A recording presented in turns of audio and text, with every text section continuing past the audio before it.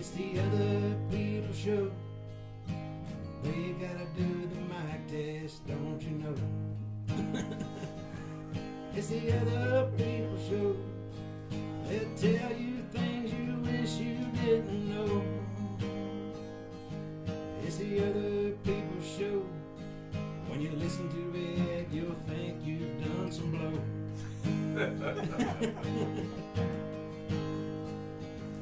It's the other people show. We'll have so much fun, it'll go so fast, it'll never go slow. I think downstairs, like some of the windows and stuff were busted out, weren't they?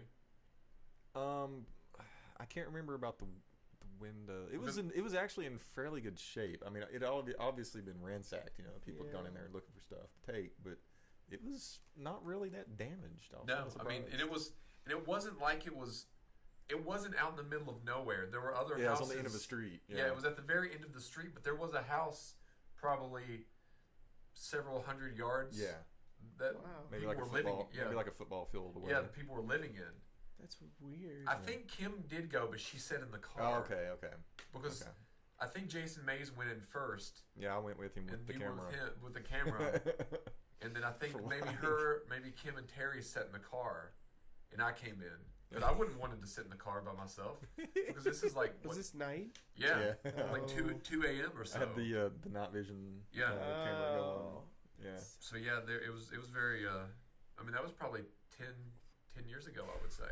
That's been a long time. I mean, it was 2000. Very long. It was when I came down. I used to do occasionally the meet and greets at Mr. Gaddy's or different places. And it was during one of those times. And it was quite often around my birthday because I would usually take a week off from work and I would come down. And we filmed a lot of stuff then. Mm-hmm. And we happened to film that. Remember that time that we were doing fireworks? We were coming back from MMT.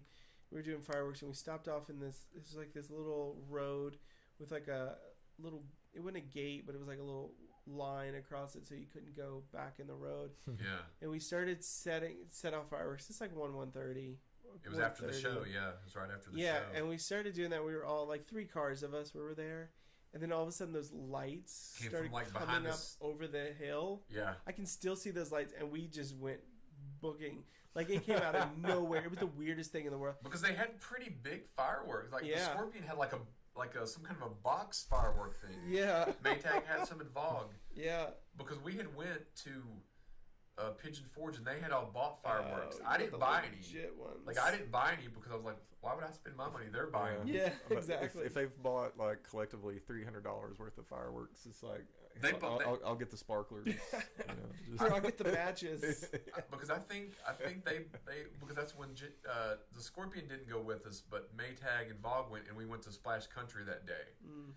But they stopped at this fireworks place and bought a lot. And they were like, aren't you going to buy any? And I think I did buy sparklers. I think that was the only thing. Because they spent like $200 between them. Yeah. And I was like, you could direct it. Why would I buy any? You all bought them. But I remember, and we let them all that night. Yeah, I think we ended up going to a church parking lot. Did. And shot them off at the church parking lot instead. We did. Which is even better. Because it was like an old mine or something in that road. It was like and a mine. I think it was like security or something, but it looked like aliens coming up. Yeah, it was just like these 2 big lights that were coming over. And then we were like somebody yelled, like we like looked back and they were like, they're lights! And we all like, let's go! Was it Kaiser with us too? I think so. And we all jumped in cars and just took off. And one of the funniest things about the old show, and I'll move on from the old show, was when the Scorpion and Maytag would get into an argument. Oh, gosh. Oh, they would get into an... Scorpion was an interesting guy. Now, I've never spoke to him since. We went into Walmart one time, and I had a box on my head. And I was walking around, Jeremiah was there, Kim had a camera, you had a camera. Yeah. And the Scorpion left because he thought we were getting in trouble. And I've never seen him since. I've never heard from him. That was 2007. But we weren't doing anything wrong. Yeah. I mean, we weren't, the only thing, the whole bit was, I was just going to walk through.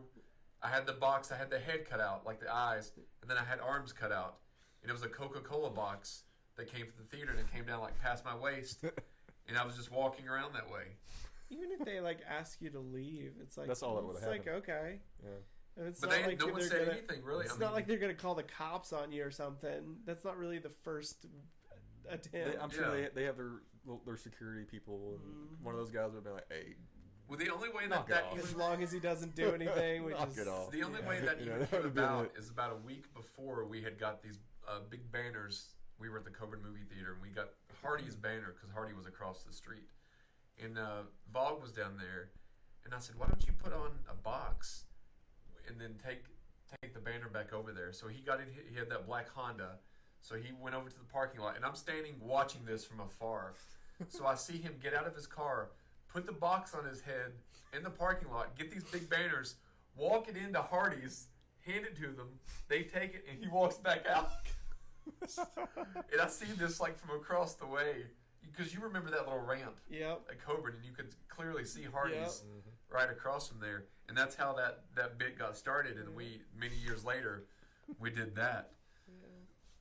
But I did get an email from Vogue. I don't know if I'd mentioned, probably about 8 months ago, I guess I guess back in February, so like six months ago, and I just happened to email him on the account that he had, and I asked if because he lives in Abingdon, and I asked if he wanted to maybe play tennis or catch up or anything, and his response was, "I think that if I tried to play tennis, that it would not end well," which made me think that he'd gained quite a bit of weight, and he didn't seem interested in revising coming back on the show, which was kind of sad. So I guess the memories we have. Well, they were good memories. They were really good memories. Really good memories. It would be like kind of like you would meet your hero later in life, and then they turn out to be like a jerk. Would it taint the earlier memory of them? Who knows? So I guess it's best just to live with the memories we have. Yeah.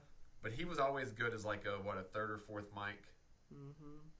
You know, he was a fun guy. He was the color.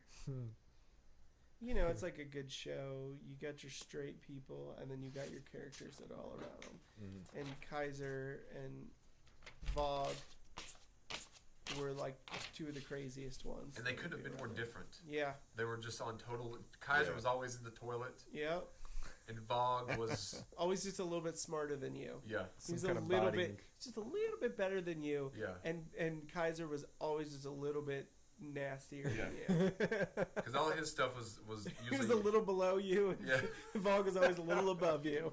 But listening back to those shows, and if you ever get time, you should go on SoundCloud and listen to those. Me too. There's I uploaded a show today, but Kaiser, I didn't realize how much he added to the show until like the past couple years. I didn't realize at the time that he did add, you know, quite a bit of flavor to the show. Yeah, he really did. Because a lot of the stuff he did at the time, I wasn't as fond of as I look back at now. Yeah, he was just a loose cannon. That was the thing. You never knew what he was going to say. No. And once he got into the gutter, it was hard to get him out of the gutter. But until then, and then Moolah was just amazing. So you guys would just be having a normal conversation. Let me tell you all about this hemorrhoid I got. Yeah, it's stuff like that. Or and like, it would be a lot of sexual kind of... A lot of sexual like jokes about things. And it was like, all right. Just give it, like, hit one and then just stop for a little while. And then you can hit another one, but, like, don't just keep running the same jokes. And that's what it was a lot. Like, a lot of the poems that he had involved with, they always had to do, you could tell his lines of the poem. There once was a man from Nantucket.